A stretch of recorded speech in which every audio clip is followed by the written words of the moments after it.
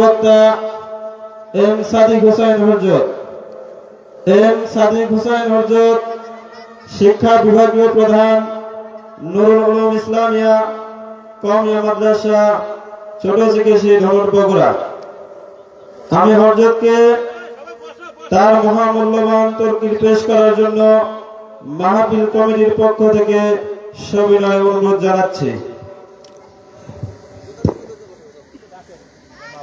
আসসালামু আলাইকুম ওয়া রাহমাতুল্লাহি ওয়া বারাকাতুহু।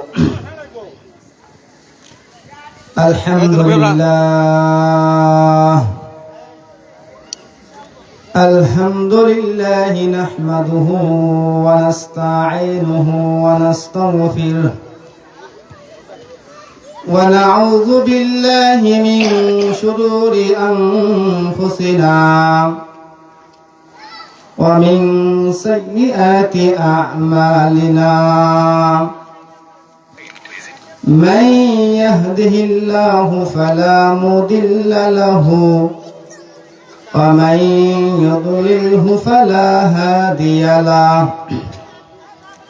ونشهد أن لا إله إلا الله وحده لا شريك له ونشهد أن سيدنا وسندنا وحبيبنا وطبيب قلوبنا ومولانا محمدا عبده ورسوله الذي أرسله بالحق بشيرا ونذيرا وداعيا إلى الله بإذنه وسراجا منيرا فقد قال الله تعالى في كلامه المجيد والفرقانه الحميد সবাই জবান খুলে বলি আউযু বিল্লাহি মিনাশ শাইতানির রাজীম বিসমিল্লাহির রহমানির রহিম কুল্লু নাফসিন যায়িকাতুল মাউত وقال رسول الله صلى الله عليه وسلم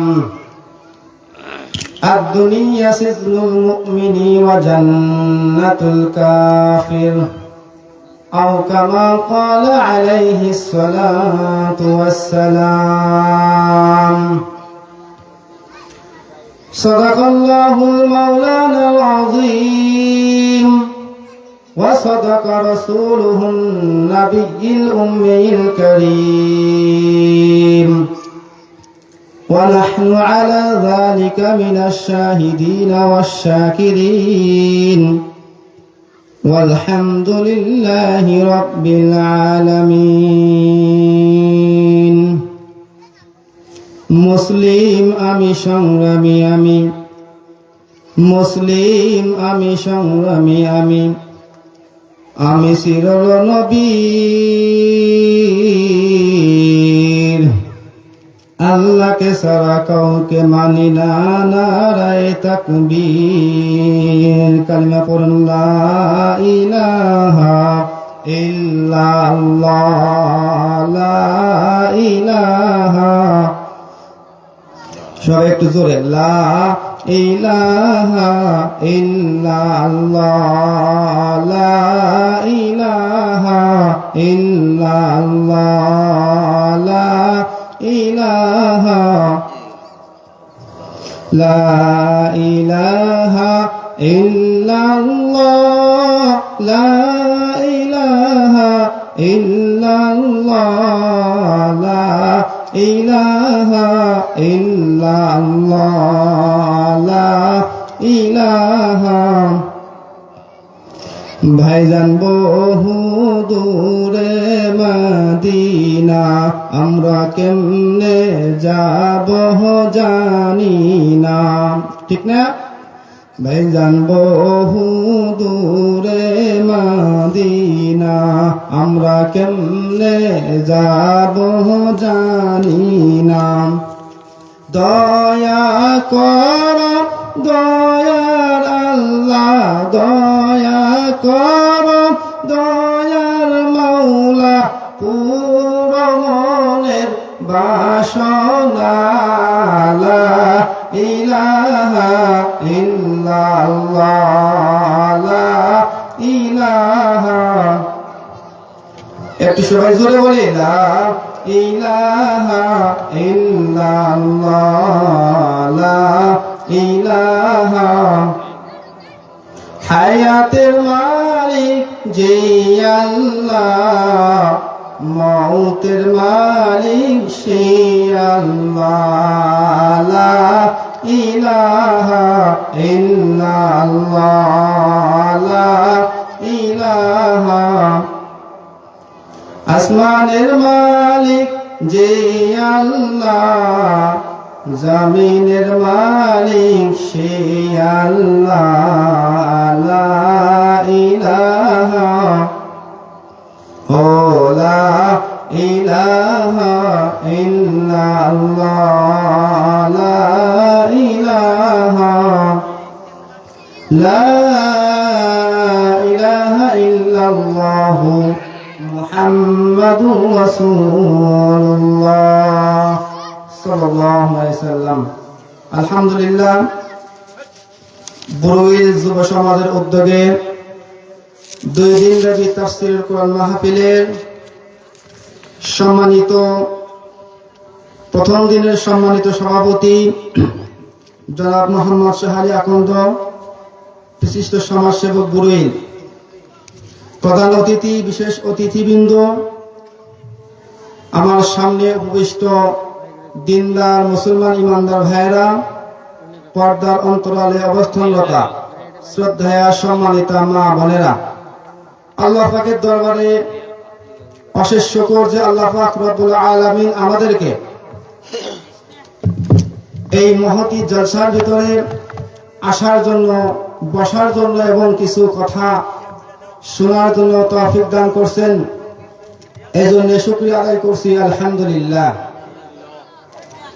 লাখো কোটি দরুদ ও সালাম পেশ করছি মানবতার মুক্তির দূত সাইয়্যিদুল মুরসালিন খাতামান নাবিয়্যিন নবী মুহাম্মদ, আমরা সবাই সংক্ষিপ্ত দরুদ পড়ি, বলি সাল্লাল্লাহু আলাইহি ওয়াসাল্লাম। আসলে ওয়াজ মাহফিলের বর্তমান প্রেক্ষাপটে বাস্তবতা, যত বড় প্যান্ডেল হোক, যত বড় বক্তায় আসুক, বর্তমান প্রেক্ষাপটে মানুষ এই ওয়াজ মাহফিল কেন্দ্রিক মেলা এটা খুব বেশি হয়ে গেছে। আগে ওয়াজ মাহফিল হয়তো এরকম মেলা লাগতো খুব কম লাগতো, কিন্তু এখন এমনও মাহফিল আছে যেখানে নাগরদোলা, নৌকাবাস সব চলে। মানুষ দিনের দিকের চেষ্টা নেই, সব জায়গায় মাহফিল হয়, উদ্দেশ্য ভিন্ন, কমিটির উদ্দেশ্য ভিন্ন, বক্তার উদ্দেশ্য ভিন্ন, শ্রোতার উদ্দেশ্য ভিন্ন। শ্রোতারা আসে যে বক্তা কিরকম সাটায়, কিরকম ওয়াজ করে, যদি ভালো লাগে শুনবো, না হলে ছেড়ে যাবো। বাবা শোনেন, কোরআন হাদিসের কথা কেউ ভাঙ্গা গলায় বলুক, কেউ ছোট মানুষ বলুক, বড় মানুষ বলুক, কথা কিন্তু কোরআন হাদিসের। কি বলেন? ইমাম সাহেব মক্কা থেকে নিয়ে আসলেও সূরা ফাতিহা বলবে, বলবে না? আবার আমাদের এলাকার বুড়ুল এলাকার একদম ছোট বাচ্চা কেবল নামাজের কিছু জানে না, সেও যদি নামাজ পড়ে কি পড়াবে? সূরা ফাতিহাই পড়াবে, নাকি না অন্য কিছু পড়বে? সূরা ফাতিহাই পড়াবে। কিন্তু আমাদের দেশে এরকম হয়ে গেছে, বক্তা একটা আসে 1 লাখ, কে বক্তা দেখবে না, প্রচার হচ্ছে 1 লাখ টাকার বক্তা, দেখতে যাবো। কি বলেন? দেখতে যাবো, এবার যায় আবার শুনতে, ও যে লোক মানুষ আটে না, 20 মিনিট 30 মিনিট বয়ান শুনে আর নাই, সব সালা চলে যাচ্ছে। এটা কি ওয়াজ মাহফিল না সার্কাস? ওয়াজ হবে আমি আল্লাহর জন্য শিখা, আল্লাহর জন্য আমি যাব, একটা হাদিস শিখবো, একটা মাসালা শিখবো, আমলের নিয়তে বসবো, আমি এই উদ্দেশ্যে ওয়াজ মাহফিলে যাব। কিন্তু আমাদের দেশে ওয়াজ মাহফিল এসে ফ্যাশন, যে যাও মেলা করে আসো, এই করে আসো, সেই করে আসো। তাহলে ওয়াজ মাহফিলে কি দরকার? সোজা মেলা দিলে হইতো। এই যে ইমানদার, এই ওয়াজ মাহফিলে মেলা হওয়ার কারণে মুসলমানরা আল্লাহর কাছে কি পরিমাণ মানে ফেল করতেছে। আপনি মুসলমান, আপনার জায়গা কোথায়? এখন ওয়াজে এর সর্বোচ্চ জায়গা আজকের এখনকার বারে এই এলাকার ভিতরে সবচেয়ে উত্তম জায়গা হলো এই জালসার মাহফিল। এই খুঁটির চতুর্থ সাইডের এই ভিতরের বাউন্ডারি, এটা সবচেয়ে দামি জায়গা। বলা হয়েছে হাদিসের ভিতরে যে জান্নাতের বাগান, যে জান্নাতের বাগানের একটা টুকরা আর কি। আমরা যখন ফাইনাল পরীক্ষা দিই তার একটা টেস্ট পরীক্ষা হয়, কি বলেন? ফাইনাল পরীক্ষার আগে টেস্ট পরীক্ষায় যে পাশ করে তাকে ফাইনাল পরীক্ষায় নেওয়া হয়। যে ফেল করে যায় একা নেয় না, অনেক সমস্যা হয় বর্তমানে, নেতা ধরলেও হয় না। আগে ফেল করলেও দিয়ে দিত, এখন হয় না। সরকারি নিয়ম যে তুমি টেস্ট পরীক্ষায় পাশ করো, এরপরে ফাইনালে যাও। এই যে আমাদের জান্নাতে যাওয়ার আগে এটা একটা টেস্ট, একটা কি জান্নাতের বাগান, এইখানে আসার সৌভাগ্য সবার হবে না। হাদিস শরীফের ভিতরে আছে আপনি যে ইমানদার, চিন্তা করে আপনি যে ইমানদার, এই ইমানদার পরীক্ষা বুঝবেন কেমনে? নিজে নিজেই জ্বর মাপার একটা মিটার আছে না? 104 ডিগ্রি, 102 ডিগ্রি, এই যে একটা জ্বর ওঠে, এটা মাপে কি দেয়? একটা মিটার আছে কিনা? জ্বর মাপার মেশিন আছে। আমরা কোনো জিনিস বিক্রি করলে তার একটা মিটার আছে, এই মিটারের উপরে তুলে দিলে আমরা বুঝি এর ওজন কত, কি বলেন? ঠিক প্রত্যেক মুসলমান ইমানদার কি না এটা পরীক্ষা করে। ছোট একটা কথা বলি, আমরা সবাই জানি দুনিয়ার ভিতরে হাদিসে আছে, দুনিয়ার ভিতরে সর্বোত্তম জায়গা মসজিদ, আর সর্বনিকৃষ্ট জায়গা বাজার। সর্বোত্তম জায়গা মসজিদ, আর সর্বনিকৃষ্ট জায়গা বাজার। বাজারের লোক বেশি, মসজিদের লোক কম। আবার মসজিদে যখন আমরা ঢুকি, কোন পাওয়াতে ঢুকি বাবা? ডান পাওয়াতে ঢুকি। যখন বের হয় তখন কোন পাওয়াতে বের হয়? বাম পাওয়া দিয়ে। এখানে কোনো মানে হাদিস কোরআনের ব্যাখ্যা না, নিজের একটা মানে বোঝানোর বলতেছি। কারণ ডান পাওয়াতে ঢুকিয়ে বাম পাওয়াতে বের হয়।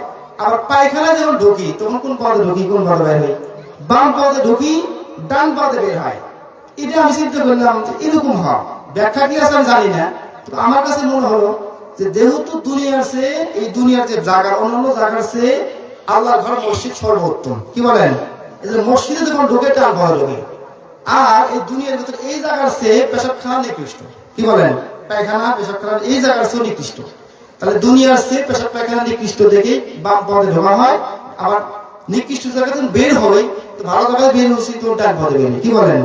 ঠিক এরকম যে আল্লাহ রাসূল বলেন তুই ইমানদার কিনা, একটা ভালো কাজ করছেন, ভালো কাজ করার পরে মনে শান্তি, একটা ভ্যান উঠতেছে না, একজন ভাই ভার উঠাইতে পারতেছে না, আমি কি করলাম? একটু আগে দিলাম, উঠাই দিলাম, দেওয়ার পরে মনে হলো একটা কাজ ভালো করলাম, মনে একটু শান্তি আসলো। আল্লাহ রাসূল বলেন আপনি সাক্ষী দিবেন যে আপনি ইমানদার। এবার পক্ষান্তরে আর একটা খারাপ কাজ করছি, করার পর এই কাজটা কেন করলাম, এই কাজটা কেন করলাম, না করলেই তো হইতো। এই যে খারাপ কাজ করার পর একটু কষ্ট পাইলাম, মনে হলো এই কাজটা না করলেই হতো। এই যে আপনি সাক্ষী দেন আর আপনি ইমানদার, কিন্তু আপনি খারাপ কাজ করে মজালেন, খারাপ কাজ করে আপনার কোনো অনুভূতি নাই। না ঠিক বড় কাজ করছি, একটা মাছ ছিল 3টা মেরে ধোয়, ঠিক না? একটা মাছ ছিল আরো 3জন মেরে ধোয়, এখন দেখতেছি, এটা আপনি ইমানদারের লক্ষণ না। কেন? এটা মুসলমানের চরিত্র না।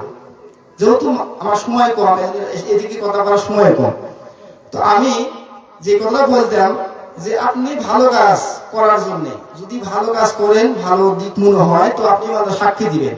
এখন বুঝে থাকলে এটা জান্নাতের বাগান, ওটা বাজার, কোন জায়গা উত্তম, কোন জায়গা নিকৃষ্ট? এই জায়গা কিন্তু উত্তম, ওই জায়গা বর্তমান হিসেবে নিকৃষ্ট। এখানে লোক আর ওখানে লোক। আপনি ইমানদার কিনা আল্লাহ পরীক্ষা করতেছেন। আমি সারা জন্য একটা বিষয়ে খুব চেষ্টা করছি যে আল্লাহ এই ইসলাম শিক্ষা বিষয়ে সবসময় চেষ্টা করছি বেশি নাম্বার তোলার। কেন? আল্লাহ তাআলা বলবেন তুই বাংলা খুব ভালো বললি, ইংরেজি খুব ভালো বললি, অঙ্কটা খুব ভালো বললি, আমার এই যে আরবি সাবজেক্টটা আছিল তুই কেটে চলে যাস নাই, কি বলেন? কারণ আল্লাহ আমার খাওয়ায়, আল্লাহ আমার সৃষ্টি করছে, আর আমি মুসলমান, আমি হিন্দুও না, আমি হিন্দু, আমার তো আল্লাহ মুসলমান ঘরে জন্ম দিছে, আমি মুসলমান, আল্লাহ মুসলমান ঘরে জন্ম দিছে, আর আমি হিন্দুও না, আমি বাংলা, ইংরেজি, অঙ্ক, সমাজ বিজ্ঞান, অন্যান্য সব বুঝলাম। কেমনে আবাদ করতে হয়, কেমনে চাষ করতে হয়, কেমনে কয় বিঘাতে কি লাগাইলে কি পরিমাণ ধান বেশি হবে, কোন ধান বেশি হয়, এটা সব বুঝলাম। আল্লাহ যদি বলে বান্দা তোরে আমি যে হায়াত দিছি, জিন্দেগি দিছিলাম, তোর হাত দিছিলাম, পাও দিছিলাম, এই যে জিনিসটা দিলাম, তুই এর দ্বারা আমার ব্যাপারে কি করছো? এজন্য যে বাজারে যারা আছে এরাও ইমানদার, এরাও মুসলমান, এরাও মুসলমানের জন্ম, আপনারা এখানে যে কথা আছেন এরাও মুসলমানের জন্ম। পার্থক্য কথা হানি আল্লাহ রসুল বলেন পার্থক্য হলো যে আসমান আর জমিন, এই পার্থক্য করলে হবে না। কেন? এক একটা মাসালা শিখতে, এক একটা মাসালা, এক একটা হাদিস যে শুনে আমল করুক বা না করুক, 1000 রাকাত নফল নামাজ পড়ে যে সব, সেই সব আপনাদের আমল নামে আল্লাহ দান করতেছে। এটা আরো হইতেছে কি হাদিসের ভিতরে আছে, এই যে খুঁটির চতুর সাইডে ফেরেশতারা, আল্লাহর ফেরেশতারা বেষ্টন করে আছে। আপনি আমরা বলতে পারি মানুষ অল্প, কিন্তু ওদের কাছে অল্প না। ওরা বলতেছেন আল্লাহ আল্লাহ ওই বুড়ো এলাকায় আপনার কিছু বান্দা অনেক মানুষ, আপনারা ইচ্ছা করলে এখানে উঠে মেলা যেতে পারেন, আপনারা ইচ্ছা করলে এখানে উঠে মেলা যেন আসতে পারতেন, খাইতে পারতেন, কিন্তু শুনতেছেন কিছু কথা, ভাঙাচোরা কিছু কথা শুনতেছেন। তো আল্লাহ পাক রব্বুল আলামিন বলেন, ফেরেশতারা আল্লাহ বলছে আল্লাহ কিছু বান্দা তোমার বরত্বের কথা শুনে, ভালো তোমার জান্নাত জাহান্নামের কথা শুনতেছে, আল্লাহ তোমার কাছে তারা তোমাকে দেখে নাই, কিছু করে নাই, শুধু উলামায়ে কেরামের কথা অনুযায়ী তোমার কথাগুলো শুনতেছে। ও আল্লাহ আমরা চাই তার জীবনের সমস্ত গুনাহ মাফ করে দাও। আল্লাহ বলেন হে ফেরেশতা তোমরা সাক্ষী থাকো, যে কয়জন মানুষ অফার কিন্তু এই খুঁটির ভিতরে, খুঁটির বাইরে না, এই খুঁটির ভিতরে অফার, এই খুঁটির ভিতরে যতগুলো মানুষ আছে আল্লাহ পাক বলেন তাদের জীবনের সমস্ত গুনাহ আমি আল্লাহ মাফ করে দিলাম। এটা আল্লাহর ঘোষণা। এজন্য এই যে পরীক্ষা হচ্ছে, এখানে আপনারা পরীক্ষায় আছেন, ওরা পরীক্ষাও আছে। তো কথা বেশি লম্বা না করে আমি আমার আলোচনা যাচ্ছি। আমি কোরআনুল কারীম থেকে আয়াত পড়ছি, কুল্লু নাফসিন যায়িকাতুল মাউত। সোজা বাংলা সবাই বুঝি না আমরা ভাই, যে যতগুলো প্রাণী যার জীবন আছে তার মৃত্যু আছে, এক কথাই শেষ। যার জীবন আছে তার মৃত্যু আছে। হাদিস পড়ছি আদ-দুনিয়া সিজনুল মুমিনিন ওয়া জান্নাতুল কাফির। মুমিনদের জন্য এই দুনিয়াটা, এই যে দুনিয়া আছে, মুমিনদের জন্য এই দুনিয়াটা জেলখানা, আর কাফেরদের জন্য বেহেশত। ওরা মন চাই জিন্দেগি যেমন খুশি করতে পারে। এটা হলো যে আমার আয়াত আর হাদিসে তরজমা সংক্ষিপ্ত। বাদ বাকি কথা হলো আমরা আসিলাম জান্নাতে। কোথায় ছিলাম? জান্নাতে। এবার রূহের জগৎ থেকে আল্লাহ তাআলা আমাদেরকে এখানে পাঠাইছেন। এখান থেকে আবার আমরা যাব কোথায়? আবার আখিরাতে যাব, ওপার পরকাল। আমাদের এই হায়াতের জিন্দেগি কত, কয়দিন, এটা তুলনা করতে যায় হাদিসের ভিতরে আসছেন যে আল্লাহ রাসূল বলতেছিলেন, ও সাহাবীরা তোমরা জানো এই হায়াতের জিন্দেগি আর পরকালের জিন্দেগি কতটা পার্থক্য? এই যে দুনিয়া, এই দুনিয়ার মতো আরো 7 আসমান, 7টা আসমান আছে। কয়টা আসমান আছে? এই দুনিয়া থেকে আসমান যত দূর, এরকম ফাঁকা লাগা, তারপর আর একটা আসমান আছে। এরকম করে 7টা আসমান আছে। দলিল আছে হলো আপনি সূরা মুলকের ভিতরে, আল্লাযী সাবআ সামাওয়াতিন তিবাকা। আল্লাহ তাআলা স্তরে স্তরে 7টা আসমান বানাইছেন। রাসূল বলতেছেন এই 7 আসমানের ভিতরে যদি সরিষার দানা দিয়া ভরে দেওয়া হয়, আর একটা পাখিকে যদি বলা হয় হে পাখি 500 বছর পরে পরে, কত বছর পর ভাই? একটা পাখিকে যদি বলা হয় এ পাখি 500 বছর পরে একটা সরিষার দানা খাবি, আবার 500 বছর চলে যাবে, আবার একটা করে সরিষার দানা খাবি, আবার 500 বছর চলে যাবে, আবার একটা করে দানা খাবি। এইভাবে 500 বছর পরে পরে একটা করে সরিষার দানা যদি পাখি খায়, এরপরও 7 আসমান 7 জমিনের সব সরিষার দানাগুলো ফুরিয়ে যাবে, কিন্তু বাবা আখিরাতের হায়াত শুরু হবে, শেষ হবে না। এত লম্বা জিন্দেগি। আপনার হায়াতের জিন্দেগি কত বছর? আল্লাহ তাআলা বলেন আল্লাযী খালাকাল মাউতা ওয়াল হায়াতা লিয়াবলুয়াকুম আইয়ুকুম আহসানু আমালা। ও দুনিয়ার বান্দারা, আমি আল্লাহ আল্লাযী খালাকাল মাউতা, আমি আল্লাহ সর্বপ্রথম তোমার কিন্তু মৌত সৃষ্টি করেছি, এরপর হায়াত সৃষ্টি করেছি। তোমার যে জিন্দেগি, তোমার এই জিন্দেগি বেশি দিনের জিন্দেগি না। তোমার জিন্দেগিতে হায়াত থাকুক বা না থাকুক, কিন্তু মৃত্যু অবধারিত। কথা বলেন ঠিক না ঠিক? এবং দুনিয়াতে অনেক প্রাণী আছে, যে প্রাণীগুলা, যে মানুষগুলা নাস্তিক আছে, আস্তিক আছে, হিন্দু ধর্মের লোক আছে, বৌদ্ধ ধর্মের লোক আছে, সব লোক কিছু বিষয় আল্লাহ আছে কি নাই সন্দেহ আছে। মানে অনেকে বলে যা দেখি না তা মানি না, যা দেখি না তা মানি না, সব ঠিক আছে, কিন্তু মৌত যে ঠিক আছে এই ব্যাপারে সবাই একমত। কথা বলেন ঠিক না ঠিক? মৃত্যু যা আছে এটা সবাই মানে, ঠিক না? এই মৃত্যুটা আছে সবাই মানে, এই ব্যাপারে কারো ইশকাল নেই। আপনার এই 63-60 বছরের জিন্দেগিতে, 60 বছর জিন্দেগিতে আপনি সকাল থেকে সন্ধ্যা পর্যন্ত কিরকম খাটেন, কিরকম পরিশ্রম দিতেছেন, কিন্তু বাবা আখিরাতের হায়াত, যে হায়াত শুরু হবে আর শেষ হবে না, শুরু আছে তার শেষ নাই, এরকম হায়াতের ভিতরে আপনার কি পুঁজি নিয়ে আপনি যেতেছিলেন? আপনার যে সামনে কবর, এ বাবা সামনে কবর, আপনার চিন্তা করেন, আপনার ডানে লোক ছিল, বামে লোক ছিল, একই এলাকায় থাকছিলেন, কিন্তু আজকে সেই লোক কিন্তু আপনার সাথে নাই। আর একই সাথে ঘুরছি, একই সাথে ফিরছি, আমার সাথে বন্ধু একই হাতে লেখাপড়া করছি, সেই বন্ধু এই কিছুদিন আগে মারা গেছে আমার এলাকার, অথচ আমি বেঁচে আছি, সে কিন্তু মারা গেছে। এই দুনিয়াটা সবাই চলে যাব, কেউ বাঁচার জন্য আসি নাই, সবাই কিন্তু একদিন আমরা চলেই যাব। এ বন্ধু, এই দুনিয়া থাকার জায়গা না, কেউ থাকার জন্য আসি নাই। হাদিসের ভিতরে বলেন, আদ-দুনিয়া সিজনুল মুমিনিন ওয়া জান্নাতুল কাফির। এ মুসলমান, তোমার জন্য এটা জান্নাত না, নাজ নিয়ামতের জায়গা না, তোমার জন্য এটা কোনো আনন্দের বিষয়ের জায়গা না, তোমার জন্য জেলখানা। জেলখানায় কেউ মন চাহি জিন্দগি চলতে পারে না, জেলখানায় গেলেই কেউ সবাই সবার মতো চলতে পারে না, মন চাইলেই তুমি যে একটু নাচাগানা করবা করতে পারবা না, জেলখানায় গেলে তুমি মন চাইলেই একটু ঘুরতে যাওয়া যাইতে পারবা না, কারণ কি নিয়ম আছে। আর যদি তুমি বাইরে থাকো তখন তোমার জন্য নিয়ম নাই। তুমি যদি মুসলমান দাবি করো, মুসলমান যদি নিজেকে মনে করো, তাহলে তোমার মতো তুমি করে চলতে পারবা না। আল্লাহ পাক রব্বুল আলামিন যা আদেশ করছেন, যা নিষেধ করছেন, তার মধ্যে থাকিয়াই তোমাকে চেষ্টা করতে হবে। কথা বলেন ঠিক না ঠিক? নিজের মনময় জিন্দেগি চললে হবে না, হাদিসে যা আছে, আল্লাহ তাআলা যা বলছে সে অনুযায়ী আমাদেরকে চলতে হবে। কথা বলেন। একজন বাদশার ঘটনা আপনাদের শোনাই, এরপরে আমি আরেকটু যাচ্ছি। একজন জালেম বাদশাহ, এই বাদশাহ অনেক মনে করেন যে দিন খারাপই করছে, অনেক কাজই করছে, জুলুম, অত্যাচার, ধর্ষণ, যা লাগে সব করছে। বাদশাহ মানুষ, ক্ষমতা আছে। তো একদিন মনে হইতেছে, আরে অনেক তো করলাম, দুনিয়া অনেক দেখছি, এই যে আমার মতো আমি বলি, স্কুল কলেজে পড়ছি, অনার্স পাস করছি, আবার মাদ্রাসায় পড়াই, মাদ্রাসার একটা প্রধান, আবার মাদ্রাসায় নিজেও লেখাপড়া করছি, এগুলো করি। আমার লাইনে ছাত্র আছে এমন কোন এলাকায় আমার বন্ধু নাই, আমি জানি না। যেহেতু বিশ্ববিদ্যালয়ে যারা পড়ছে, বিশ্ববিদ্যালয় হাই স্কুলে, এরা সবাই জানে যে স্কুলের শুধু সাইডে মানুষ পড়ালেখা করে, সব জায়গা থেকে যায়, সব জায়গায় আমার বন্ধু আছে।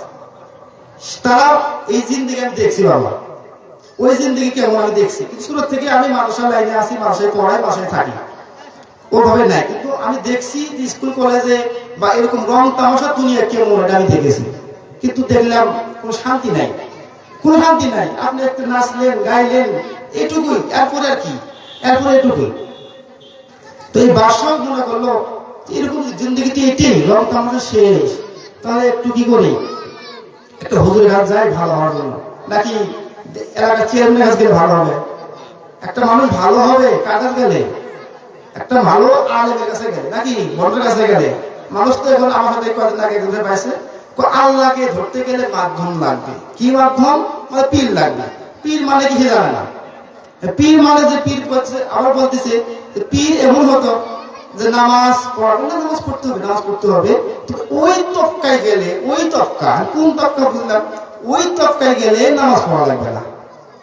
অনেকক্ষণ শুনলাম, শোনার পরে আমি বললাম যে আল্লাহ রাসূল সাল্লাল্লাহু আলাইহি ওয়াসাল্লাম যখন মারা যায় ওই সময় আয়েশা রাদিয়াল্লাহু বলছেন, হে আয়েশা, আমার উম্মতকে বলে নামাজ যেন ছাড়ে না।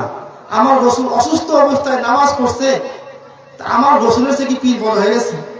অতএব সংক্ষিপ্ত আকারে গতবার আমি বলছিলাম কথা, আজকে শর্টকাটে আমি বলি, ভণ্ড পীর সিনেমা হয় যেই পীরের দরবারে মহিলা মানুষ যায়, যেই পীরের দরবারে পুরুষ শরীফ হয়, যেই পীরের দরবারে গরু বাছুর যায়, মহিলা মানুষ একাকী হয়ে নাচানাচি করে, এটা নিশ্চিত ভণ্ডর দরবার।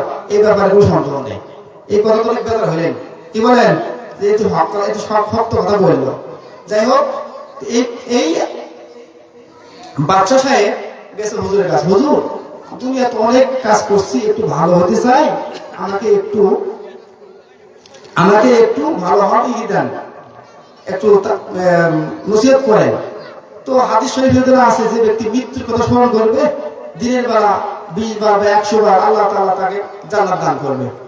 তো বলছে, এই বাদশা তুমি দিনে সকালে 100 বার মৃত্যুর কথা স্মরণ করবা, বিকেলে 100 বার মৃত্যুর কথা স্মরণ করবা। বাদশা বুঝে নাই, বাদশা চলে গেছে।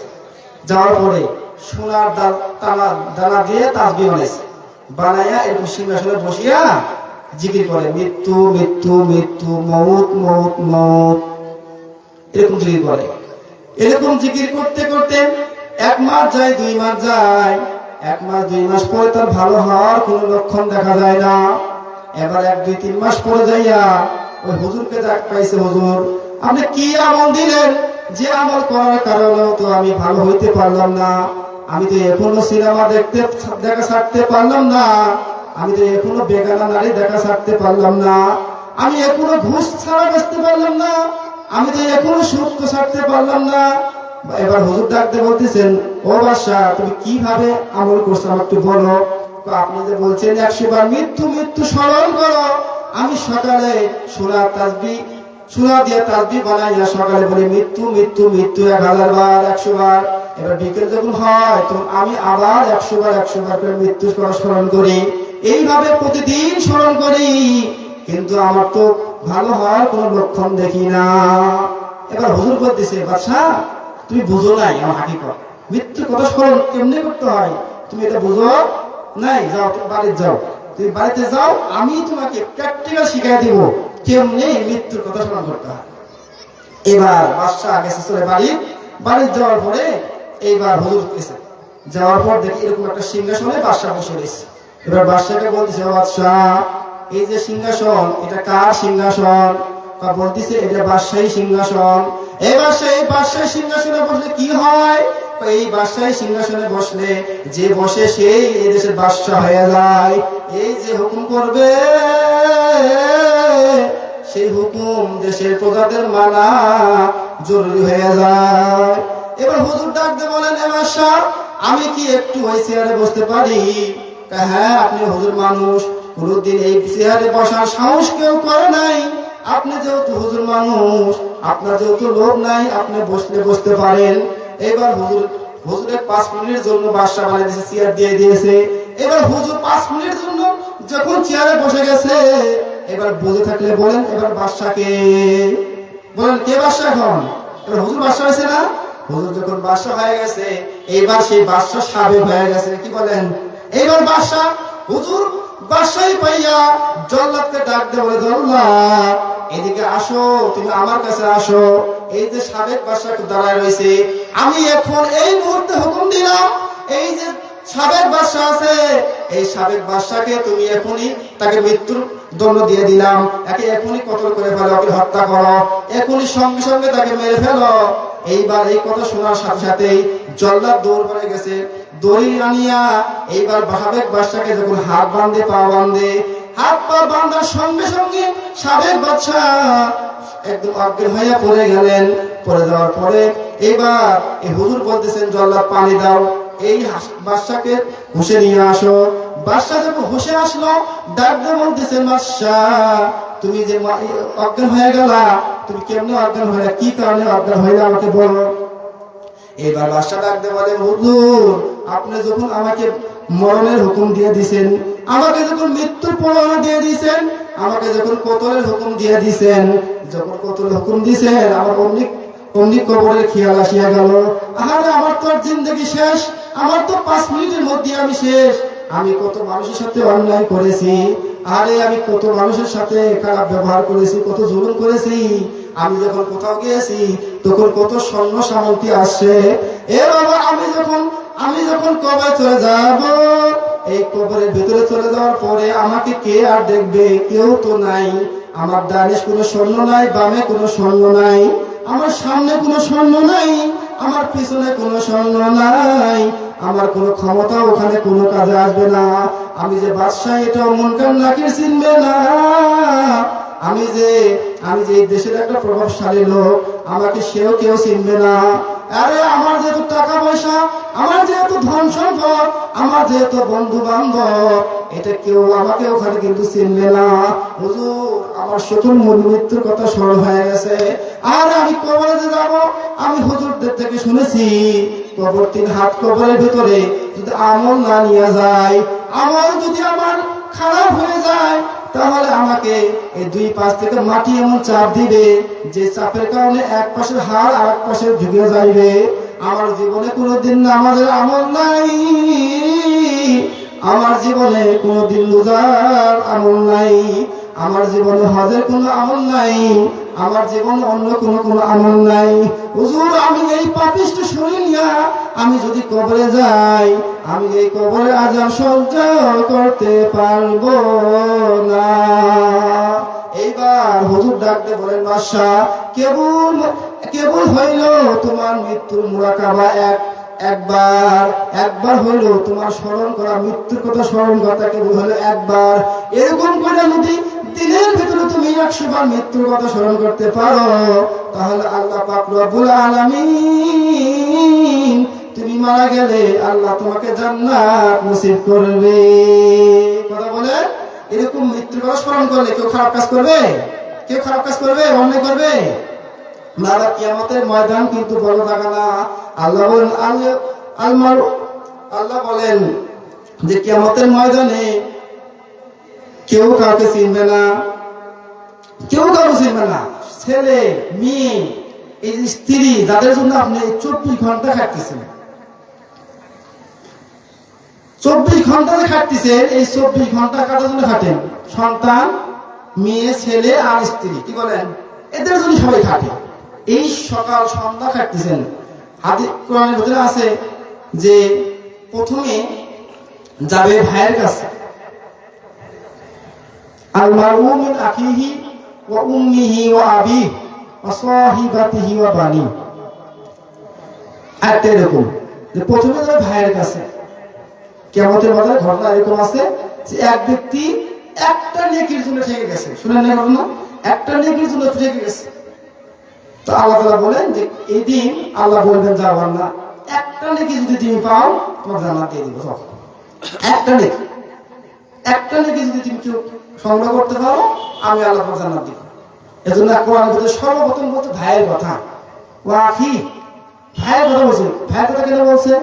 আমরা দুনিয়াতে কারোর সাথে ঝগড়া লাগলে, কারোর সাথে কোনো কিছু হইলে, ছোট ভাই যদি কিছু হয়, তো বড় ভাই বড় সাথে একশো। কি বলেন? বড় ভাই বাপ মায়ের আগে ভাই বলে, ভাইয়ের যখন বড় হয় তখন ভাই এটা খুব তাড়াতাড়ি নেয়, আমার ভাইয়ের 3 মাস, তো সমস্ত কম না, ভাই ভাইয়ের খুব একটা মিল আছে। এজন্য আল্লাহ ভাইয়ের কথা আগে বলছে, এরপরে বাবা মার কথা বলছে, এরপরে স্ত্রী সন্তানের কথা বলছে। তো কিয়ামতের ময়দানে এই ব্যক্তি দৌড়াবে ভাইয়ের কাছে, ও ভাই, তুমি আমার ভাই, দুনিয়াতে যখন বিপদে পড়ছি, যখন কেউ আমাকে আঘাত করছে, যে তোমাকে বলছি ভাই, অমুক গ্রামের অমুক আমাকে আঘাত করছে, তুমি একটু দেখো, তুমি শোনো, আমার দোষ আছে কি না আছে এটা দেখো নাই, সঙ্গে সঙ্গে অ্যাকশন নিয়েছ। এরপরে আমি যখন কোনো জিনিস চাইতাম, যখন ঈদ আসতো, তুমি ঈদের ভিতরে আমার জন্য জামা আনতা, কাপড় আনতা। আমি ছোট ভাই যখন তোমার কাছে যা চাইতাম, তখন তুমি তাই তুমি দিতা। এ ভাই, আজকের বারে একটা জিনিস দিবা নাকি? ডাক দেবো, কি জিনিস? আমি আজকে একটা নেকির অভাবে পড়ে গেছি, ভাই একটা নেকি যদি দাও, তাহলে আজকে আমি কঠিন কিয়ামত থেকে মুক্তি পাই। ভাই ডাকতে বলেন, আমার দুনিয়াতে ভাই ছিল সত্য, কিন্তু তুমি যে আমার ভাই আমি চিনি না। এই যে ভাই, রক্তের ভাই, যে ভাই একজন একজনের বিরুদ্ধে দুনিয়াতে লাগে, কিন্তু আমার যারা মিল আছে দেখবেন এখন মানে বিয়ের আগে যাবে, সোজা কথা, বিয়ের আগে যখন হয় তখন দেখবেন রক্ত যখন গরম, তখন ওই ছোট ভাই কেউ কিছু বলতে পারে না। এইবার বন্ধুর কাছে যাবেন, বন্ধু এ বন্ধু তুই না আমার বন্ধু লাগস, আরে একই হোন্ডার পিছনে আমি সামনে, আমি পিছনে তুই সামনে, আমি সামনে হলে তুই পিছনে, একই ক্যারাম বোর্ডের এক পাশে আমি আর এক পাশে তুই। এর রাত্র 12টার সময় তখন ডাক দিতি যে আয় ওইদিকে যাওয়া লাগবে, আমি রাত্র 12টার সময় তোর সাথে চলে যেতাম, কোন রকম উসপাস করতাম না। বন্ধু আজকে একটা নেকি লাগবে, একটা নেকি দে। বন্ধু তুমি যে আমার বন্ধু ঠিক আছে বুঝলাম, কিন্তু নেকি দেওয়া যাবে না, তুমি যে আমার বন্ধু এটাও আমি জানি না। এরপরে যাবে মায়ের কাছে, ও মা তুমি না 10 মাস 10 দিন আমারে কত কষ্ট করছো, আমারে বুকে আমারে পেটে নিয়া তুমি 10 মাস 10 দিন কত কষ্ট করছো। মা গো 3 দিন আমি যখন না স্কুলে গিয়েছি, মা 10 টাকা দাও দিয়েছো। ও মা সকালবেলা আমি যখন না খাইছি, তুমি নিজে না খাওয়াইয়া মাছের মাথাটা আমারে খাওয়াইতা, ডিমটা আমারে খাওয়াইতা, একদিন মাছ আনলে 1 রক্ত খাইয়া 4 রক্ত আমারে খাওয়াইতা।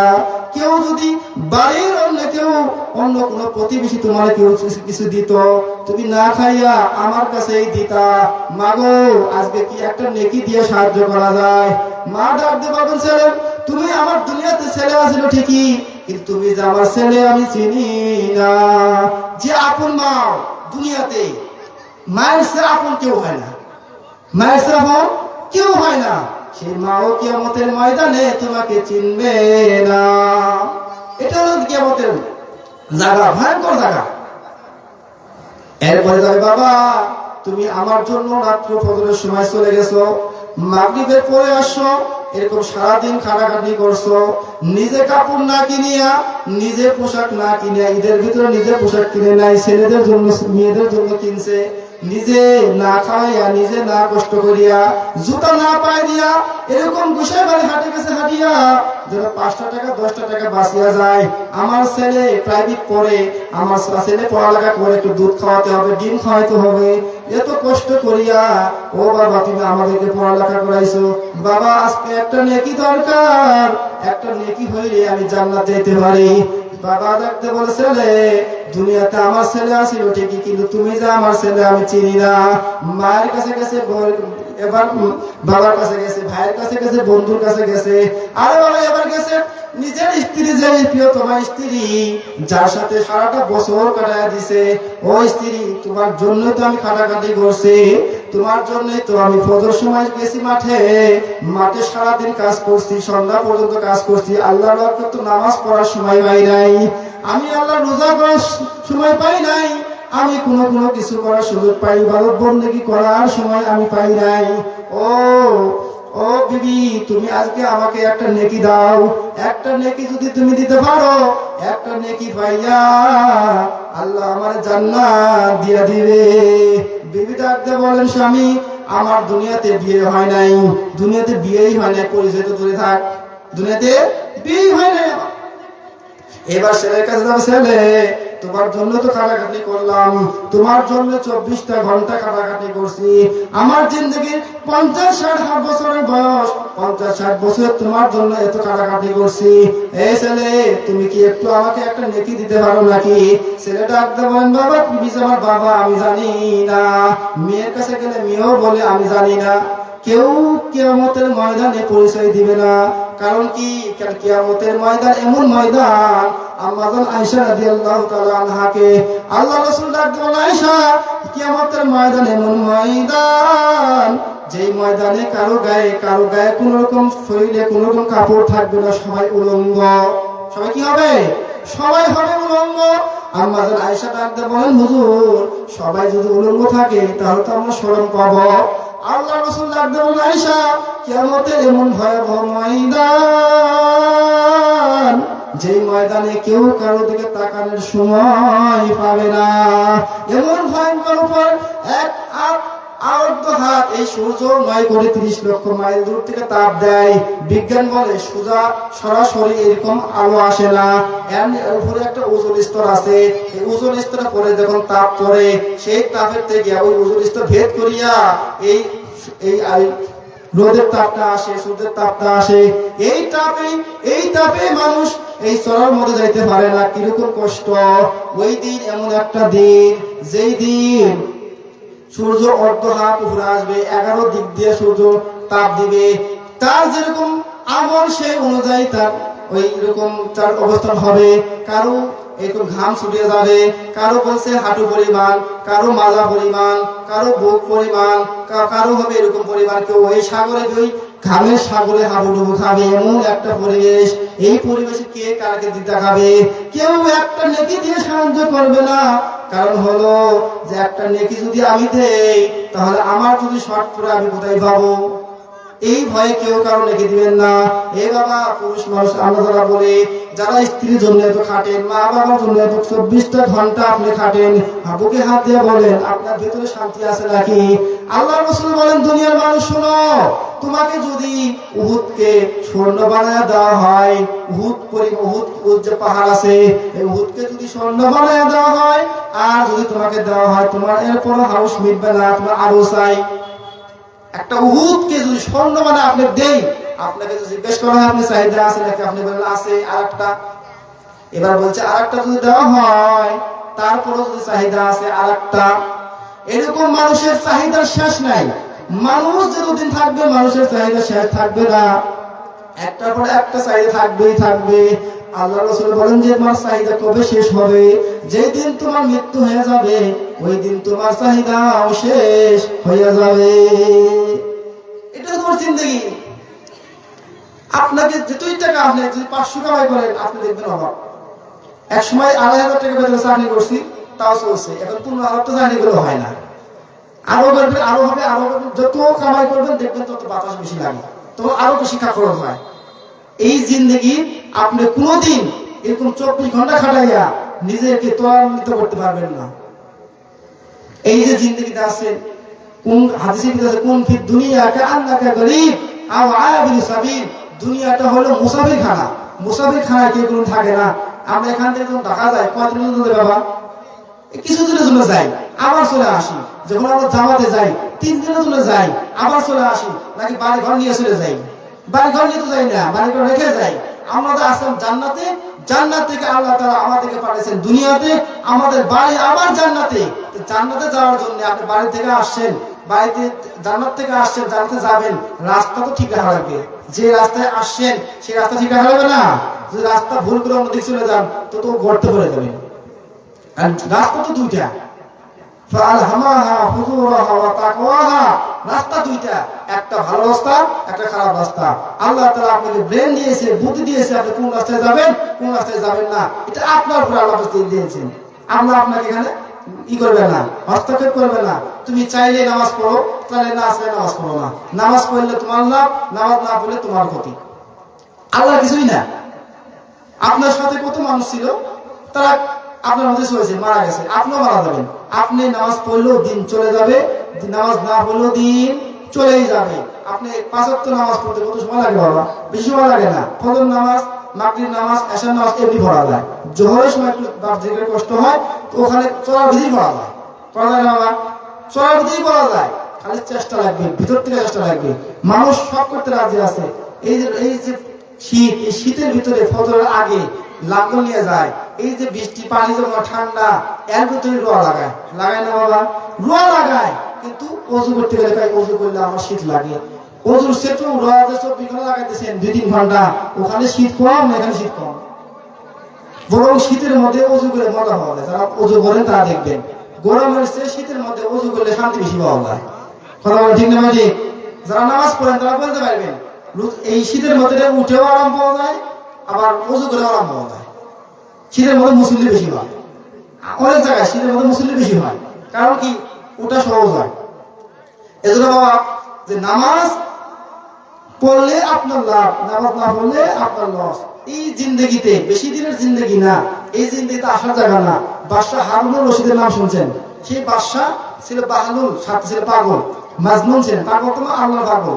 সে এই বাদশা বলতেছিলেন, এই তোমার কি বুদ্ধি শুদ্ধি হয় না? তো একটা এরকম একটা আমার এখানে যে একটা চাবুক আর কি, একটা লাঠি, তো ওই বাদশা হারুন রশিদ এই বাহলুল পাগলকে দিছে। পাগলকে দিয়ে বলতেছে, তোমার সে গাধা যে লোক, এই লোককে এটা দিবা, তোমার সে যে গাধা তার দিবা। এটা বাদশা একটু ক্রিটিসাইজ করছে। বাহাদুর সুন্দর করিয়া জিনিসটা নিয়ে চলে গেছে। কিছুদিন পরে বাদশা হারুন রশিদ এমন অসুস্থ হয়ে গেছে, মৃত্যু শয্যায় পড়িয়া গেছে। খবর গেল, বাহাদুর তোমার বাদশা এত আদর যত্ন করে, তোমার সাথে এত খাতির, তোমার বাদশা তো আজকে মৃত্যু শয্যায় সজ্জিত, তুমি কি দেখতে যাবা না? এইবার বাহাদুর ডাক দেয়, বল ঠিক আছে আমি চলে যাবো দেখতে। বাড়িতে যাবো, বিবি আমাকে যে বাদশা একটা চাবুক দিয়েছিল, চাবুকখানা দাও। চাবুকটা নিয়া এইবার এই বাহাদুর আস্তে আস্তে বাদশার বাড়ির দিকে রওনা হয়। ও বাদশা, আপনি কোথায় বলে যাচ্ছেন? কোথায় যান? বাদশা, আপনি কোথায় যাইতেছেন? এইবার বাদশা ডাক দিয়ে বলে, হে বাহলুল, আমি তো যাচ্ছি কবরের দেশে। এবার বাহলুল ডাক দিয়ে বলেন, বাদশা, আপনি যে কোথাও যখন যাইতেন, আপনি তো স্বর্ণ সামন্ত পাঠিয়ে দিতেন, স্বর্ণ সামন্ত যায় চেক করে আসতো ওই জায়গা কেমন, ওই জায়গাতে বম আছে কিনা। দেশের প্রাইম মিনিস্টার যখন আসে তখন চেক করে না যে এখানে বম আছে কিনা, এখানে লোক আছে কিনা, এখানে আছে কিনা। তো এরকম আপনি যখন যাইতেন, কোথায় বম আছে কিনা, আপনাকে শত্রু আক্রমণ করবে কিনা, এই তো আপনি সবসময় চেষ্টা করতেন, দেখতেন। স্বর্ণ সামন্ত আগে পাঠাইয়া দিছেন। ও বাদশা, আপনি যে কবরের দেশে যাইতেছেন, আপনার কি কোনো সৈন্য সামন্তি গেছে নাকি? স্বর্ণ সামন্তি যাইয়া ওটা পাহারা দিছে নাকি? ওই জিনিসটা চেক আপ করে আসছে কিনা। এইবার বাদশাকে ডাক দে, বাদশা পাগলকে ডাক দে, বলে বাহলুল, তুমি তো পাগল, ভালো কোনোদিন হবে না। এই আমি এমন জগতে যাচ্ছি, ওখানে স্বর্ণ সামন্ত আগে পাঠানো যায় না। মানুষরা এবার ডাকতে বলছে, ঠিক আছে তাহলে আপনি কবে ওখানে যাইতে, কয়দিন থাকবেন, কয়দিন থাকিয়া কয়দিন পরে আবার আসবেন, এরকম চিন্তা ভাবনা করছেন নাকি? এরকম চিন্তা ভাবনা, কবে যাবেন, কয়দিন থাকবেন, পরে আপনার তো প্ল্যান আছে যে এই কদিন থাকবো, এই কদিন পর চলে আসবো। এইবার ডাকবে, ভাই বাহলুল, তুমি কি বুঝো না, ওখানে গেলে আর কোনোদিন আসা যায় না। এইবার ডাকতে বলেন, বাহলুল, ও বাদশা নামদার, এই যে আপনি যে আমাকে দিয়েছেন, আমাকে হাতে একটা চাবুক দিয়েছিলেন, যে সবচেয়ে যে বোকা লোক, এই বোকা লোককে যেন আমি এটা দেই।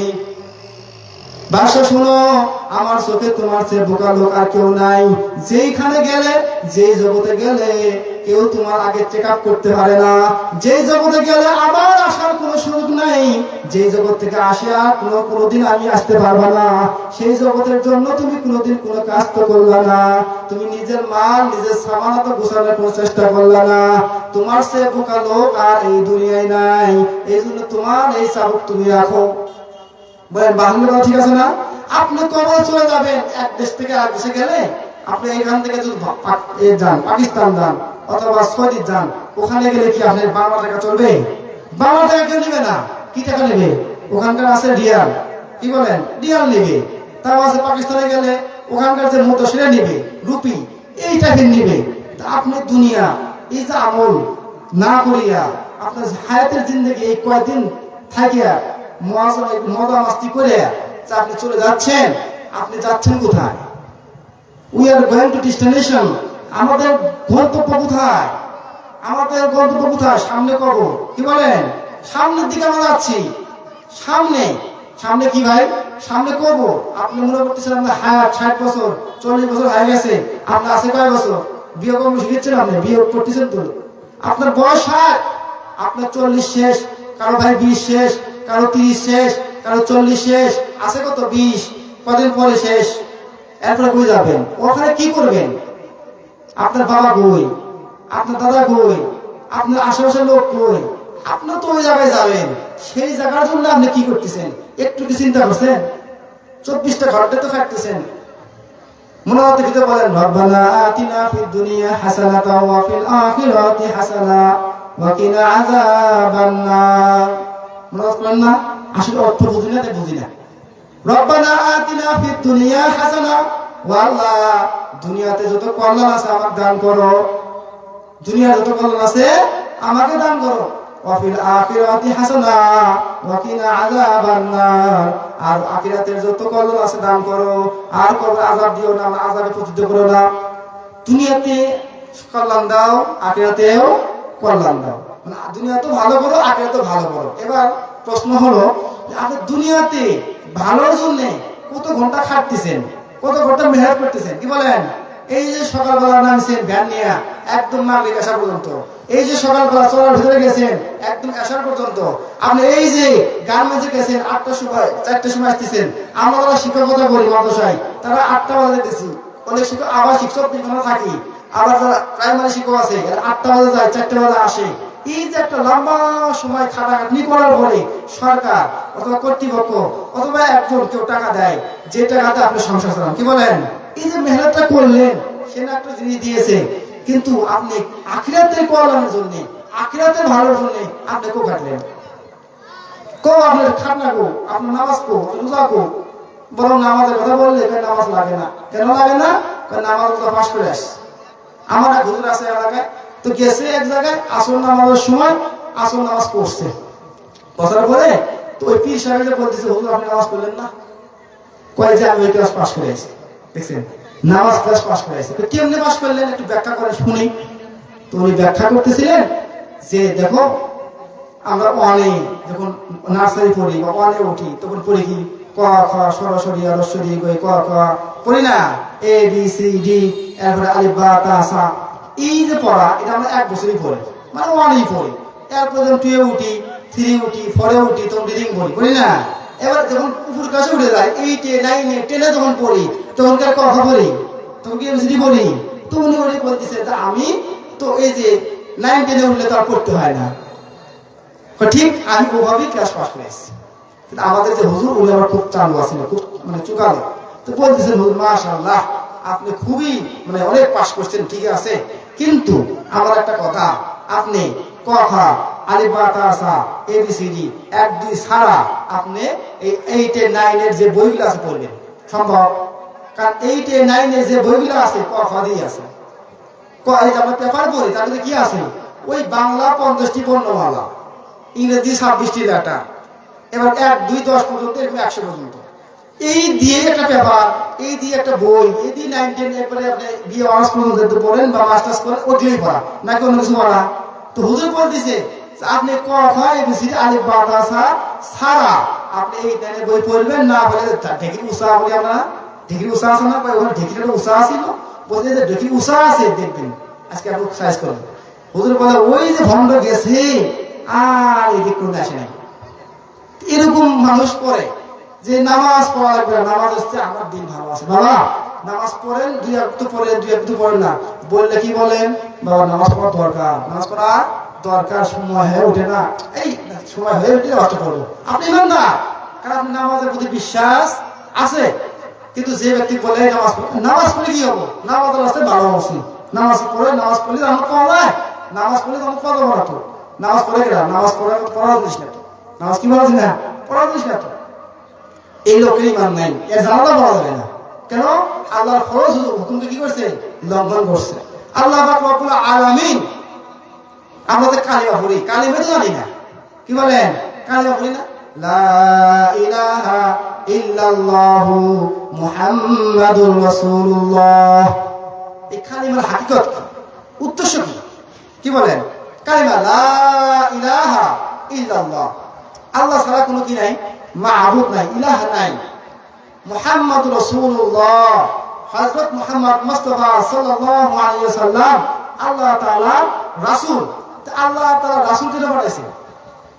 কালিমা লা ইলাহা ইল্লাল্লাহ একটা অংশ, যে আল্লাহ তাআলা যত হুকুম আহকাম করছেন, যত যা নিয়ম পদ্ধতি আছে, আমাদের ফজর রাকাত 2 রাকাত, এই 2 রাকাত হাদিসে নাই। আমাদের মানে জোহরের 4 রাকাত নামাজ পড়ি, এই 4 রাকাত নামাজ 4 রাকাত এটা হাদিসে নাই, কোরআনে নাই। আমি যে আসরের 4 রাকাত নামাজ পড়ি এটা কোরআনে নাই, কিন্তু আসরের সময় নামাজ পড়তে হবে এটা কোরআনে আছে, জোহরের নামাজ পড়তে হবে এটা কোরআনে আছে, ফজরের নামাজ পড়তে হবে এটা কোরআনে আছে, মাগরিবে পড়তে হবে, মাগরিবের 3 রাকাত নামাজ পড়তে হবে এটা আছে, এশার নামাজ পড়তে হবে 2 রাকাত 3 রাকাত 4 রাকাত 5 রাকাত, এটা আল্লাহ রাসূল শিখিয়েছেন, হাদিসের ভিতরে আছে। কোথায় আছে?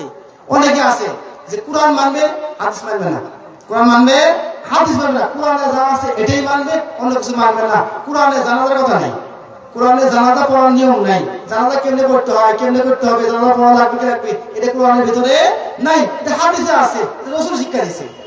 তাহলে যে রাসূল নামাজ শিক্ষা দিয়েছেন, যে রাসূল মৃত্যুর আগ পর্যন্ত নামাজ ছাড়ে নাই, যে রাসূল রোজা ছাড়ে নাই, যে রাসূল হজ ছাড়ে নাই, তাহলে আমি যে রাসূলের সাহাবা কেরাম কোনোদিন কি করে নাই, কোনো কিছু ছাড়ে নাই, সেই রাসূলের উম্মত আমি, সেই উম্মত হয়া নামাজ পড়তে হবে এটাই চূড়ান্ত, রোজা করতে হবে এটাই চূড়ান্ত, হজ করতে হবে এটাই চূড়ান্ত।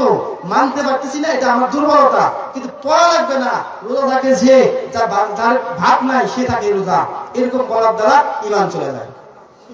বর্তমানে এই এই এই শ্রেণীর লোকগুলো কারা, এরা আসলে মুসলমান না।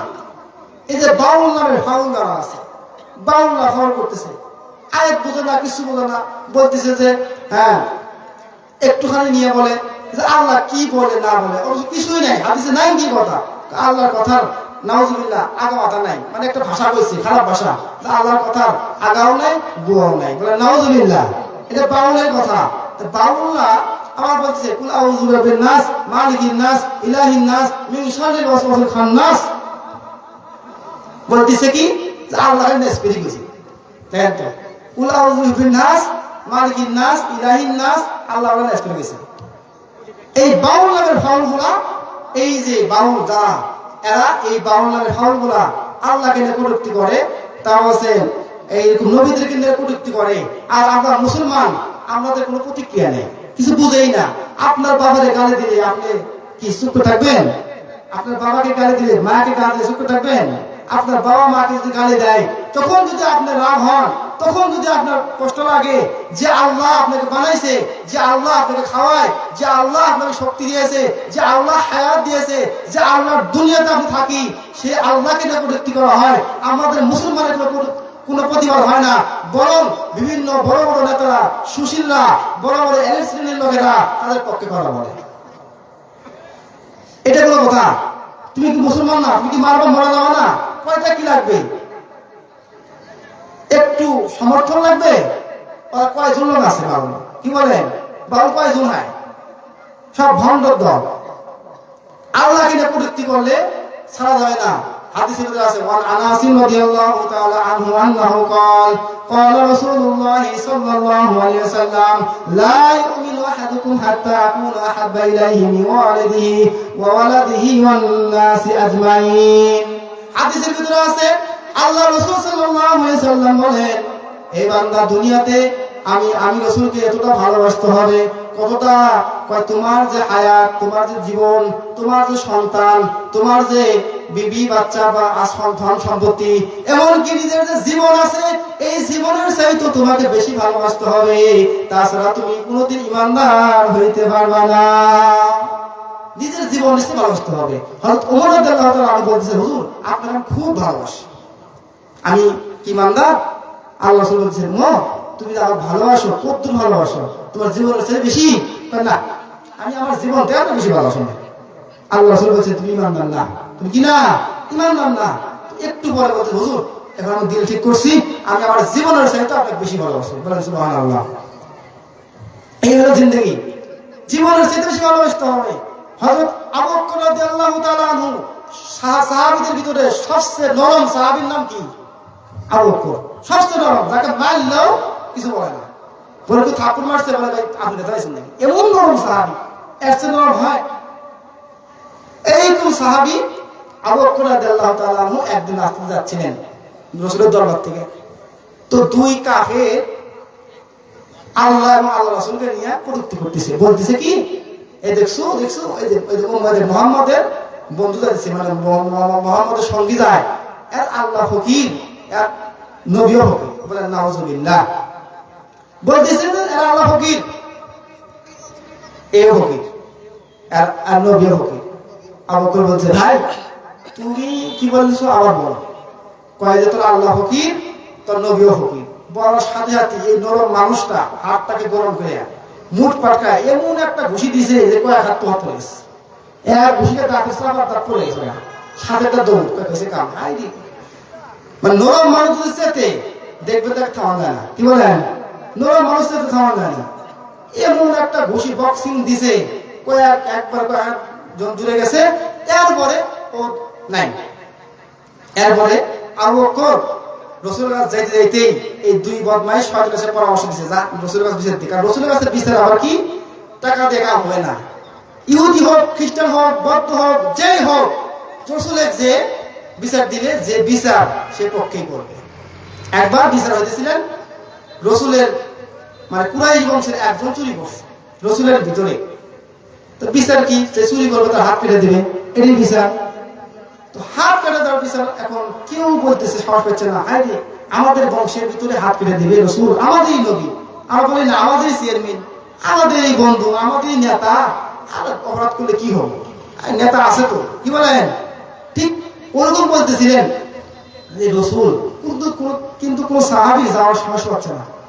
তো একজন সাহাবী ছিলেন, ছোট সাহাবী যায়েদ ইবনে হারেস, ওনার বলছে তুমি যা করবা, সে এটা আমাদেরই দলের, আমাদেরই মানে বংশের লোক, হাতটা না কাটে কিছু জোরে ভাড়া ধরে ছেড়ে দেয়। যা বলতেছেন ইয়া রাসূলুল্লাহ, কি বলো, এই মেয়েটা আমি লোকটা আমাদেরই বংশে, কি করেন হাতটা না কেটে কিছু জোরে ভাড়া বেশি ধরে, মানে জোরে ভাড়া বেশি ধরে আপনাকে ছেড়ে দেয়। আল্লাহ রাসূল চেয়ারে বসেছিলেন, খুব স্বাভাবিক। এবার একদম রাগান্বিত হয়ে মুখ লাল হয়ে উঠছে, উঠে ডাকছে, হে সাহাবীরা শুনো, আজকে যদি আমার মেয়ে ফাতেমা রাদিয়াল্লাহু তাআলা আনহাও যদি হয়তো, এরপরেও আর চুরির বিচার যদি হয়তো, তাহলে আমি আমার মেয়ে ফাতিমা হাত কাটতেও দ্বিধাবোধ করতাম না। এটা হলো ইসলাম, এটা বিচার, এটা বিচার, আদল ইনসাফ করা। আপনি আমার ভাই, আর একজন আমার শত্রু, কিন্তু অপরাধ হয়েছে, শত্রু ঠিক, ভাই অপরাধী, আমরা তখন এই ভাইয়ের পক্ষেই নেই, শত্রুর পক্ষে আর নেই না। ইসলাম এরকম না, ইসলাম বলে শত্রু হলেও সে তো ওই কাজে অপরাধী না, তাকে অপরাধ করা যাবে না। ঠিক আবু বকর রাদিয়াল্লাহু তাআলা যাওয়ার আগে এই দুই শয়তান যে আল্লাহর হাবিবকে বলতেছে, হুজুর আবু বকর মারছে আমাদের, চাপার দাঁতে দেখেন না ফেলায়, একদম এক ঘুষিতে মারছে, আমার দাঁত ফেলে দিচ্ছে দেখেন। তো আল্লাহ রাসূল বলতেছে, কি বলো, আবু বকর ফেলে না? আবু বকর না, তুমি মনে ছিল না, এটা ওমর হবে। কি হবে? ওমর হলো সবচেয়ে গরম সাহাবী। ওমর যে রাস্তাটা যায় 40 দিন, সে রাস্তাটা ফয়দালি যায় না, তো কি গরম, সেরকম গরম সাহাবী। যখন কথা সঙ্গে সঙ্গে একটা কথার সাথে সাথে একটা কিছু বয়সে অন্য টুটি হবে না। একজন গেছে, একজন মুসলমান, একজন কাফের, দুজনে গেছে বিচার নিয়ে আল্লাহ রাসূলের দরবারে, ইয়া রাসূলুল্লাহ, এই যে আমাদের জমির আইন, এই সমস্যা। তো মুসলমান কয়, এটা আমাদের নবী, আমাদের পক্ষে ফয়সালা দিবে। তো বলছে না, এই বিচার তোমাদের কথাবার্তা শুনে এই যে কাফের, এর পক্ষে ফয়সালা হলো এই জমির মালিক। এই মুসলমানদের কি হয় নাই, পছন্দ হয় না, গেছে না এই বিচার মানি না, যাবো আমরা ওমরের কাছে। ওমরের দরবারে যখন গেছে, ওমরকে বলছে, ওমর আল্লাহ বিচার সালি করতে হবে, 2 নম্বর বিচার করতে হবে। সালি করতে হবে কেন? আগে কি করছে? আগে মুহাম্মদ রাসূলুল্লাহ করছে, তো মুহাম্মদের বিচার তোমার মানা নাই, কি সমস্যা কও? এই সমস্যা। ঠিক আছে, আমার বিচার করার জন্য ভিতরে যাওয়া লাগবে। এর ভিতরে গেছে, একটা তরবারি নিয়ে আসে, মুসলমানের কান্না সঙ্গে সঙ্গে কাটিস। কারণ যে রসুলের কথা বলে না, তার বাঁচার অধিকার নাই। কথা বলে ঠিক না? ঠিক। নিজের জীবনের চাইতে বেশি ভালোবাসতে হবে, এটা রসুলের কথা। এইবার আবু বকর রাদিয়াল্লাহু তাআলা আনহু যাওয়ার আগেই দুই শয়তান যা বলে, হুজুর আমাকে এরকম একটা ঘুষি মারছে, এমনি এমনি। কে মারছে? আবু বকর। আল্লাহ রাসূল একদম বলেন, এ ইহুদি, আবু বকর মানে নাই, হয়তো ওমর মারছে, তুমি হয়তো ছিল না। না, আবু বকরই মারছে, আবু বকর চিনি। এই কথা যখন হইতেছিল, সঙ্গে সঙ্গে দেখে আবু বকর রাদিয়াল্লাহু তাআলা আনহু হাজির। আয়েশা বলছে, শয়তান তোরা এখন এখানে কি করছ? তোরা এখন আমাদের অন্যায় করলি, এখানে কি করছ? মানে যে মেজাজ দেখা যাচ্ছে, তোর তো হয় নাই, তোর সাইজ করতে হবে, তোরা তো পলাইছিল। এইবার আল্লাহ রাসূল ডাকতে বলতেছেন, কি ব্যাপার, তোমার তো মেজাজ কে? তুমি যেরকম মেজাজ দেখাইতেছো, এই মেজাজে বোঝা যায় তুমি এই কাজটা করছো, এই কাজ তুমি করছো, বোঝা গেছে। এরকম মেজাজ যখন দেখাইছে, দেখানোর পরে তো বলতেছে, কি হয়েছে বলো, আরে শুনি। তো দুজন কথা বলছে, কারো সাক্ষী নেই। ইহুদি তো সাক্ষী একজন শয়তান আছে। তো বলতেছে যে, আবু বকর বলছে, হুজুর এই বেটা আপনাকে এবং আল্লাহকে ফকির বলে গাল দিছে, সাক্ষী নেই। সাক্ষী আছে? সাক্ষী ছাড়া তো হবে না। এবার বলতেছে, তুমি বলো, আমাকে আমি কিছুই করিনি, আমি আল্লাহ কসম আমি কিছু বলি নেই, আমাকে এমনি মারছে। আচ্ছা, তো এমনি মারছে, তো এমনি মারছে মানে এবার বিচার যখন বলছে সাক্ষী নাই, এবার আল্লাহ রাসূল বলছেন, এই ইহুদি, তোমাকে যে পরিমাণ একটা ঘুষি দিছে ঠিক তুমি ওরকম একটা ঘুষি দিয়ে দাও, ওরকম একটা ঘুষি দিয়ে দাও। এখন ঘুষি মারবে, আমার কত সাক্ষী নেই, আমার চুপ করে বসে আছে। এবার আল্লাহ তাআলা লেগে গেছে, আল্লাহ তাআলা ডাক দিয়ে বললেন, এই জিবরাইল দৌড়াও, তাড়াতাড়ি রাসূলের কাছে যাও। রাসূলকে এসে বলতেন, ইয়া রাসূলুল্লাহ, ইয়া হাবিবাল্লাহ, এই যে এই ইহুদি এরা মিথ্যাবাদী, আমুক সত্যবাদী, এরা আসলেই আপনাকে গালি, আল্লাহকে গালি দিছে, আপনাকে গালি দিছে। আল্লাহ তাআলা এখানে আয়াত নাযিল করে দিলেন।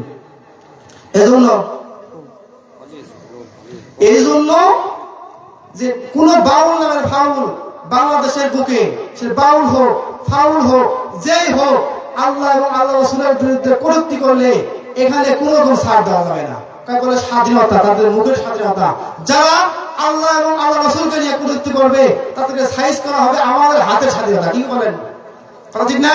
তাদেরকে সাইজ করা হবে আমাদের হাতের স্বাধীনতা, তাদের কাল লাগিয়ে না হবে আমাদের হাতের স্বাধীনতা। আল্লাহ এবং আল্লাহ রাসূলের বিরুদ্ধে কারো কোন রকম স্কুল চলা যাবে না, কোন রকম সাপোর্ট চলা যাবে না। এজন্য বাংলার জমিনে এই যে একটা আরেকটা আছে কাদিয়ানী ফিরকা, কি আছে? কাদিয়ানী ফিরকা। এই যে কাদিয়ানীরা নিজেরা মুসলমান দাবি করে, কাদিয়ানীরা কাফের কাফের কাফের। যারা কাদিয়ানীকে কাফের মনে করে না, এরাও কাফের। কেন কাফের? এরা নবীকে শেষ নবী মনে করে না। হাদিসে বলা আছে, আলা খাতামান নাবিয়িনা লা নাবিয়্যা বাদি, আমি শেষ নবী, আমার পরে আর কোন নবী আসবে না। এরা বলে যারা নবী শেষ না, নবীর পরে আরো নবী আছে। এজন্য নবীর পরে কোনো নবী নাই, নবীর পরে কোনো নবী নাই। যারা সংসদে যেতে চায়, যে কোনো দল, আর বিএনপি হোক, জামাত ইসলামী হোক, যে কোনো দল হোক, যে দল হোক, যদি ক্ষমতায় যায় তাদেরকে এই প্রতিশ্রুতি দিতে হবে যে কাদিয়ানীরা কাফের, এই ব্যাপারে সিদ্ধান্ত নিতে হবে। কথা বলেন ঠিক না? ঠিক। দ্বিতীয় বক্তার আগমন।